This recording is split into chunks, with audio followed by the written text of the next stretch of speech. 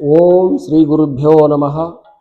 ಶ್ರೀಮದ್ಭಗವದ್ಗೀತಾ 10ನೇ ಅಧ್ಯಾಯ 5ನೆಯ ಶ್ಲೋಕ. ಅಹಿಂಸಾ ಸಮತಾ ತುಷ್ಟಿ ತಪೋದಾನಂ ಯಶೋ ಯಶಃ ಭವಂತಿ ಭಾವಾಭೂತಾನಾಂ ಮತ್ತ ಏವ ಪೃಥಗ್ವಿದಾಹ. ನೋಡು ಅರ್ಜುನ, ಅಹಿಂಸೆ, ಸಮಾನತೆ ಮತ್ತು ತೃಪ್ತಿ, ತಪಸ್ಸು, ದಾನ, ಕೀರ್ತಿ, ಅಪಕೀರ್ತಿ, ಈ ಎಲ್ಲ ಸಂಪನ್ನಗಳು ಜೀವಿಗಳ ವಿವಿಧ ಸ್ವಭಾವಗಳಾಗಿವೆ. ಜೀವಿಗಳು ಇವೆಲ್ಲವುಗಳನ್ನು ಬಳಸಿಕೊಳ್ಳಲಿ ಎಂದು ನಾನು ಇವುಗಳನ್ನು ಹುಟ್ಟಿಸಿದ್ದೇನೆ ಅರ್ಜುನ. ಜೀವಿಗಳ ಕಲ್ಯಾಣಕ್ಕಾಗಿ ಇವುಗಳನ್ನು ನಾನು ಕಲ್ಪಿಸಿದ್ದೇನೆ. ಜೀವಿಗಳು ಇವುಗಳನ್ನು ಬಳಸಿಕೊಂಡು ಅವರು ತಮ್ಮ ಜೀವನವನ್ನು ಮೌಲ್ಯೀಕರಣಗೊಳಿಸಿಕೊಳ್ಳಬೇಕಾಗಿತ್ತು. ಅದಕ್ಕೋಸ್ಕರವಾಗಿ ನಾನು ಇದನ್ನು ನಿಯಮ ಮಾಡಿದ್ದೇನೆ. ಮನುಷ್ಯನಿಗೆ ಅಹಿಂಸಾ ಅನ್ನುವಂಥದ್ದು ಬಹಳ ಉನ್ನತವಾಗಿರ್ತಕ್ಕಂಥ ಸ್ಥಾನವನ್ನು ಕೊಡುತ್ತದೆ. ಕರುಣೆ ಅನ್ನುವಂಥದ್ದು ಹೇಗೆ ಸುಖಕರವಾಗಿದೆಯೋ ಹಾಗೆ ಅಹಿಂಸೆಯು ಕೂಡ ಮನುಷ್ಯನಿಗೆ ಸುಖಕರವಾಗಿರ್ತಕ್ಕಂಥ ಸಾತ್ವಿಕ ಗುಣ.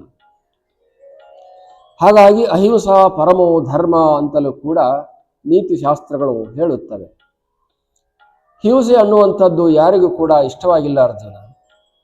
ಅಹಿಂಸೆ ಅನ್ನುವಂಥದ್ದು ಎಲ್ಲರಿಗೂ ಆಪ್ಯಾಯಮಾನವಾಗಿರುವಂಥದ್ದು. ಹಾಗಾಗಿ ಅಹಿಂಸೆಯನ್ನು ನಾನು ನಿರ್ಮಾಣ ಮಾಡಿದ್ದೇನೆ. ಅದಕ್ಕೆ ವಿರುದ್ಧವಾಗಿರತಕ್ಕಂಥದ್ದು ಹಿಂಸೆ.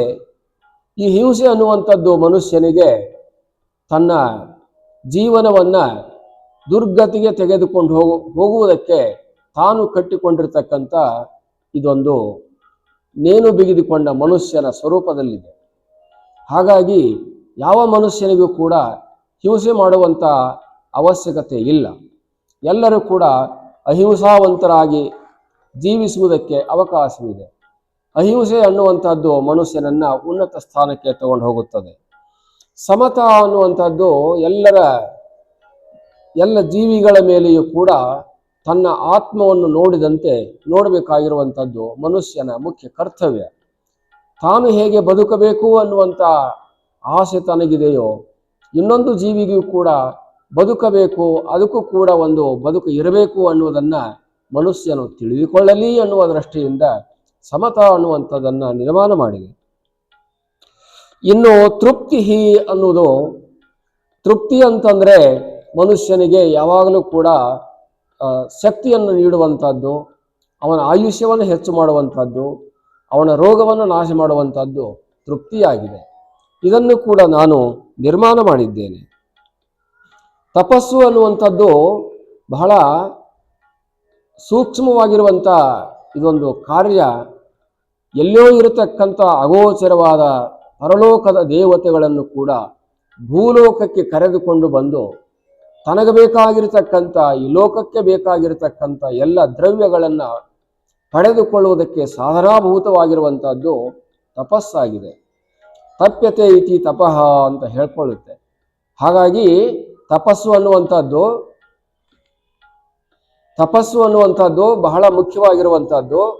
ಇದು ಮನುಷ್ಯನಿಗೆ ಏನಂತಂದರೆ ಅಗೋಚರವಾಗಿರತಕ್ಕಂಥ ಆತ್ಮತತ್ವವನ್ನು ಅವನ ಮುಂದೆ ನಿಲ್ಲಿಸುವಂಥ ಕೆಲಸ ಮಾಡುತ್ತದೆ.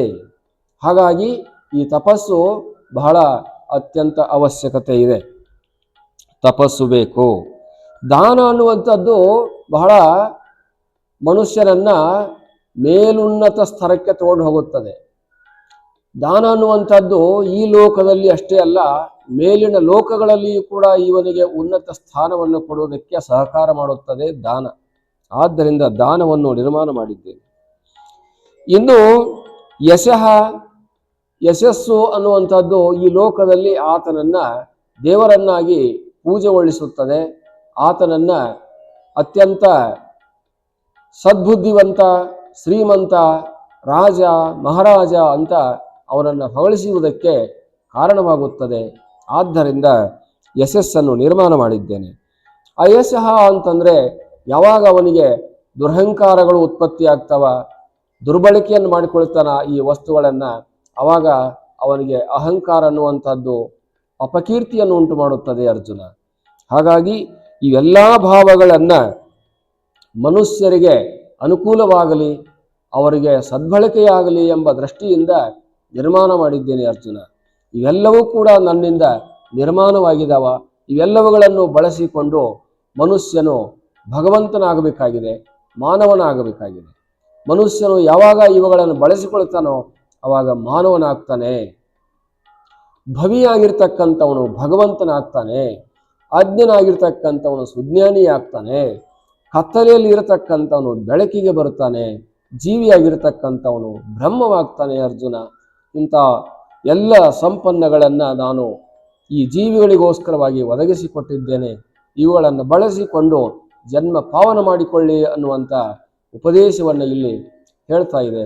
ಹರಿ ಓಂ ತತ್ಸತ್.